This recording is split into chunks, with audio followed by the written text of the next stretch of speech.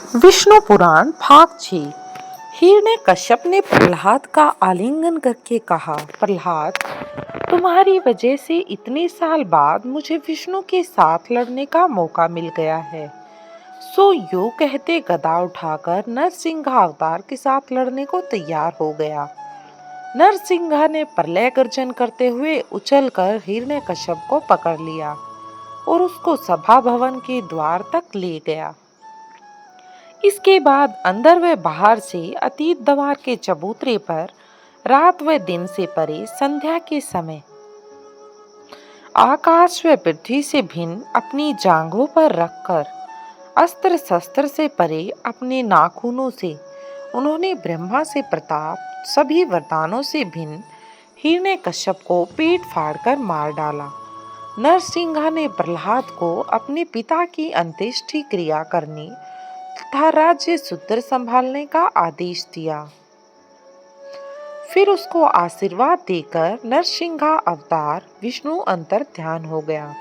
इस प्रकार जय और विजय का पहला जन्म समाप्त हो गया। दोस्तों, हम विष्णु पुराण के आज छठे भाग के बारे में बात कर रहे हैं। उससे पहले के भाग जानने के लिए आप चैनल पर विजिट कर सकते हैं।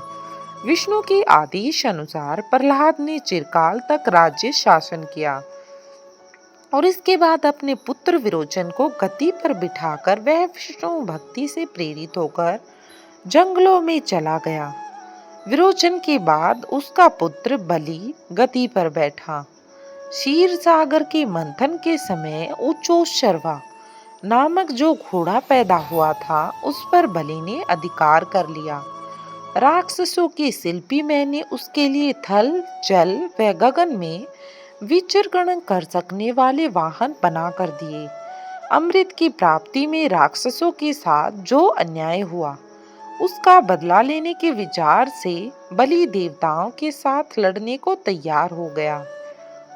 देवताओं ने अमृत का सेवन किया था, इसलिए बड़े ही उत्साह के साथ उन्होंने राक्षसों का सामना किया।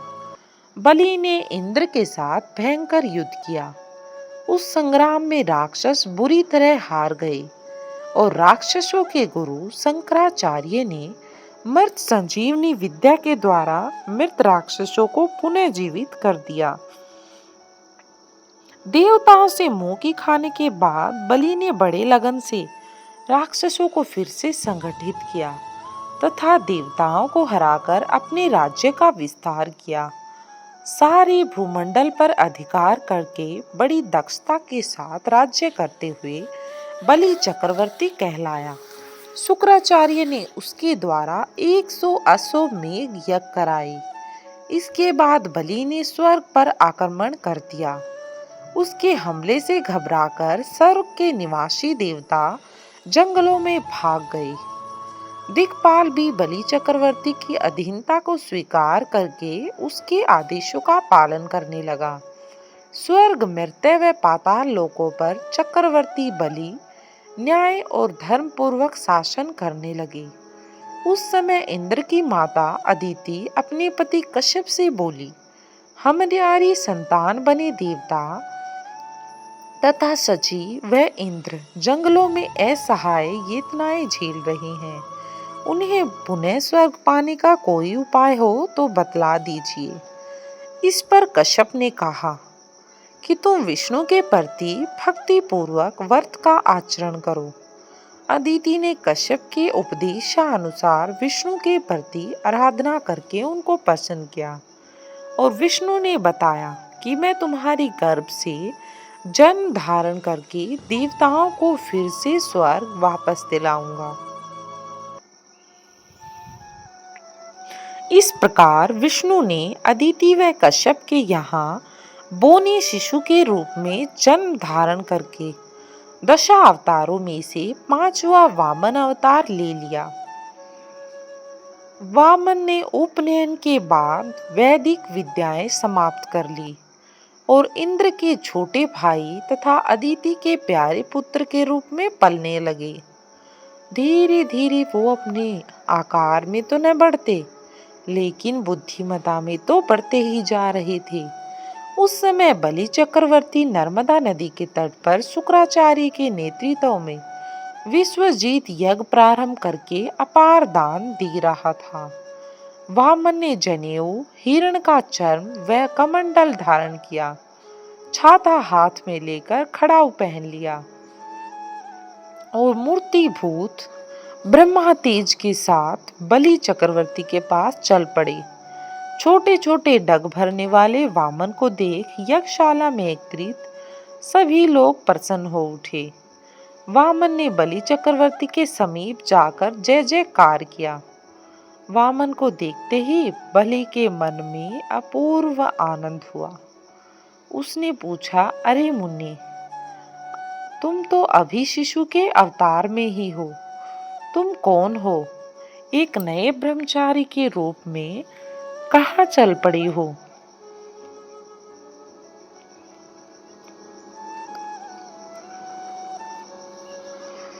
मैं तुमसे ही मिलने आया हूँ। मैं अपना परिचय क्या दूं? सब लोग मेरे ही हैं। फिर भी इस वक्त मैं अकेला हूँ। वैसे मैं संपदा रखता हूँ, पर इस समय एक याचक हूँ। तुम्हारे दादा परदादा महान वीर थे। तुम्हारे शौर्य और पराक्रम दिक्कत तक व्याप्त है। सो वामन ने कहा। इस पर बलि चक्रवर्ती हंसते हुए बोले, आपकी बातें तो कुछ विचित्र मालूम होती हैं। आप शौर्य और पराक्रम की चर्चा कर रहे हैं, युद्ध करने की प्रेरणा तो नहीं देंगे न? क्योंकि इस वक्त मैं यज्ञ की दीक्षा लेकर बैठा हूँ। इस पर वामन बोले, वाह, आपने कैसी बात कही। महान बल पराक्रमी बने आपके सामने मोना बने हुए मेरी गिनती ही क्या है। आपका यश सुनकर याचना करने आया हूँ। तब बलि ने कहा, अच्छी बात है, मांग लीजिए। आप जो भी मांगे वही देने का वचन देता हूँ। सो बलि चक्रवर्ती ने कहा। इस पर शुक्राचार्य ने बलि को बुलाकर समझाया, ये वामन साक्षात विष्णु है। तुम्हें धोखा देकर तुम्हारा सर्वस्व लूटने के लिए आया है। तुम इन्हें किसी भी प्रकार का दान मत देना।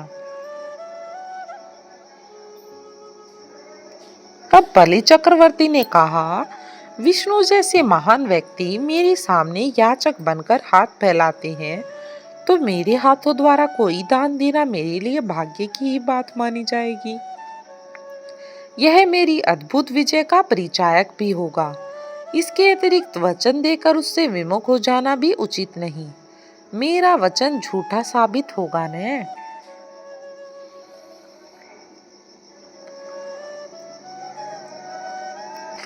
आत्म रक्षा के वास्ते किया जाने वाला कर्म असत्य नहीं कहलाता, पर अनुचित धर्म भी आत्महत्या के सदृश ही माना जाएगा। शुक्राचार्य ने कहा, चाहे जो हो, वे चाहे मेरे साथ कुछ भी करें, या मैं हार भी जाऊं, फिर भी वह मेरी पराजय नहीं मानी जाएगी। यह मेरी धर्मवीरता ही होगी कि कैसे शिवी चक्रवर्ती आदि जैसे दान करके यश पाने की कामना भी मेरे अंदर नहीं है, परंतु वचन देकर इसके बाद उससे मुकर कर कायर कहलाना मैं नहीं चाहता। इसलिए बलि चक्रवर्ती ने कहा। इस पर शुक्राचार्य क्रोध में आ गए और श्राप देने के स्वर में बोले, तुम्हारे गुरु के नाते मैंने तुम्हारे हित के लिए जो बातें कही उन्हें तुम धिक्कार रहे हो। याद रखो, तुम अपने राज्य तथा सर्वस्व से हाथ धो बैठोगे। बलि चक्रवर्ती ने उनकी ये बातें सुनकर बड़े ही विनय पूर्वक कहा, गुरुदेव, आप नाहक अपयश के शिकार हो गए हैं। मैं सब प्रकार के सुख दुखों को सम्मान रूप से स्वीकार करते हुए दान के लिए तैयार हो गया हूँ, पर आपका यह शाप विष्णु के लिए वरदान ही साबित हुआ, क्योंकि गुरु के वचन का धिक्कार करने के उपलक्ष्य में प्राप्त शाप को विष्णु केवल अमल करने वाले हैं, पर अन्यायपूर्वक उन्होंने बलि के साथ दगा किया है। इस अपयश से वे दूर हो गए। मैं आपके शाप को स्वीकार करता हूँ गुरुदेव। शुक्राचार्य का चेहरा सफेद हो उठा। उन्होंने लज्जा के मारे सिर झुका लिया और वे निरुत्तर हो गए।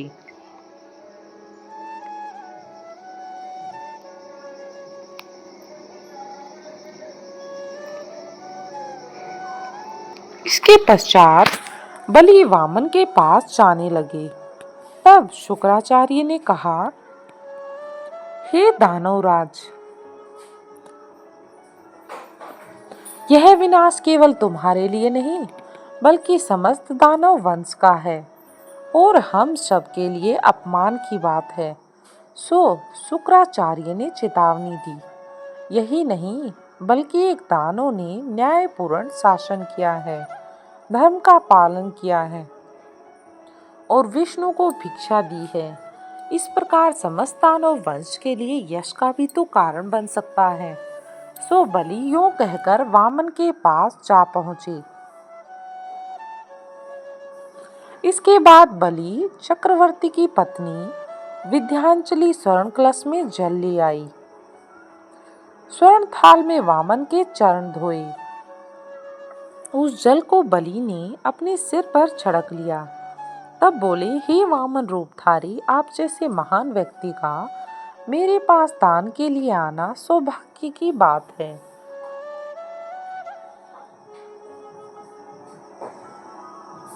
आप जो चाहते हैं मांग लीजिए। रतन, स्वर्ण, महल, सुंदरियां, शस्य क्षेत्र, साम्राज्य, सर्वस्व, यहाँ तक भी मेरा शरीर भी आपके वास्ते प्रस्तुत है। महाबली, तुमने जो कुछ देना चाहा उनको लेकर मैं क्या करूँगा। मैं तो हिरण का चर्म बिछाए ब्रह्मा निष्ठा करना चाहता हूँ। इस वास्ते मेरे लिए 3 कदम की जगह पर्याप्त है। ये 3 कदम तुम्हारे दिक्कतों तक फैले साम्राज्य में अत्यंत अल्पमात्र हैं।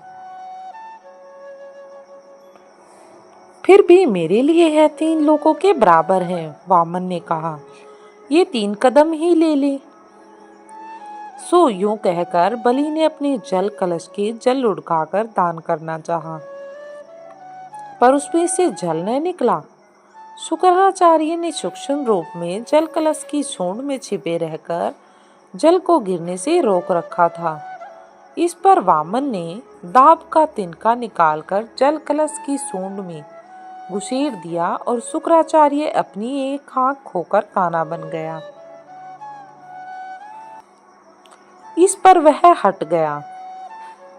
तब जलधारा बलि चक्रवर्ती के हाथों से निकलकर वामन की अंजलि में गिर गई।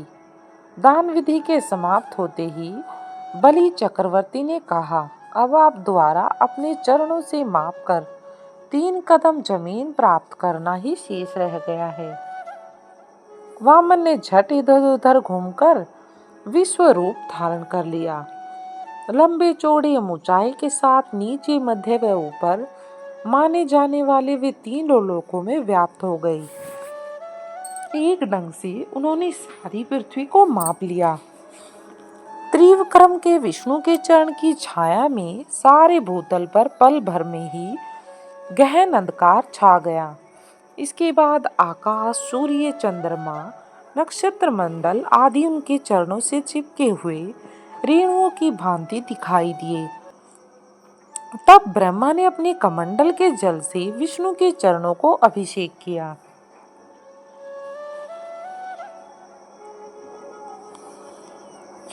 विष्णु के चरणों से फिसलने वाला जल आकाश गंगा का रूप धारण कर स्वर्ग में मंदाकिनी के रूप में प्रवाहित हुआ। वामन रूपी त्रिविक्रम ने बलि से कहा, हे बलि चक्रवर्ती, बताओ मैं तीसरा कदम कहाँ रखूं। हे त्रिविक्रम, लीजिए, यह मेरा सिर, इस पर अपना चरण रख दीजिए। सो यूं कहकर बलि चक्रवर्ती ने अपना सर झुका लिया। इस पर विष्णु ने अपने विश्वरूप को वापस ले लिया और फिर से वामन बनकर बलि के सर पर चरण रखकर बोली, बलि, पृथ्वी तथा आकाश को पूर्ण रूप से मापने वाला यह मेरा चरण तुम्हारे सिर को पूर्ण माप नहीं पा रहा है। उस समय प्रहलाद ने वहां पर प्रवेश कर कहा, भगवान, मेरा पोता आपका शत्रु नहीं है, उस पर अनुग्रह कीजिए। आप ऐसा कैसे कर सकते हैं? बलि चक्रवर्ती की पत्नी विंध्यावली ने कहा, वामनवर, मेरे पति का किसी भी प्रकार से अहित न हो, ऐसा अनुग्रह कीजिए। बहन, आपके पति के लिए हानि पहुंचाना किसी के लिए भी संभव नहीं है, इसलिए तो मैंने याचक बनकर उनसे दान लिया है। इनका धार्मिक बल ही कुछ ऐसा है कि इतने महान हैं। यूं समझाकर वामन प्रहलाद की ओर मुड़कर बोले, जानते हो बलि,